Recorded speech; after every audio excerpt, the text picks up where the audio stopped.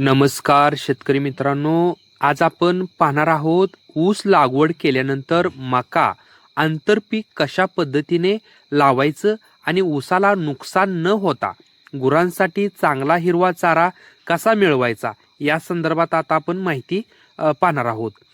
ऊस लागवडीनंतर मोकळ्या जागेत आपण मका लावतो, पण अनेक वेळा मका खूप दाट लावली जाते, यामुळे ऊस पिकावर त्याचा वाईट परिणाम होतो।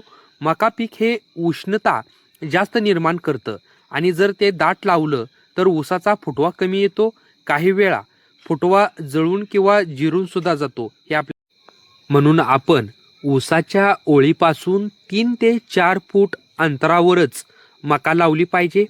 ऊसाच्या फुटव्याला पोषक वातावरण मिळतं, ऊसाची वाढ जोमाने होते, उष्णतेचा दुष्परिणाम होत नाही, कारण अंतर त्याच्यामध्ये सुरक्षित असल्यामुळे ऊसावरती कोणताही त्याचा परिणाम होत नाही आणि आपल्या गुराढोरांना भरपूर हिरवा व पौष्टिक चारा मिळतो। याचा सर्वात मोठा फायदा म्हणजे ऊसही सुरक्षित आणि पशुखाद्याचा खर्चही कमी।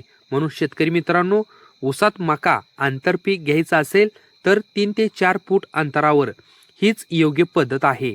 माहिती आवडल्यास चॅनलला सबस्क्राईब करा, व्हिडिओला लाईक करा आणि इतर शेतकरी मित्रांना सुद्धा शेअर करा। धन्यवाद।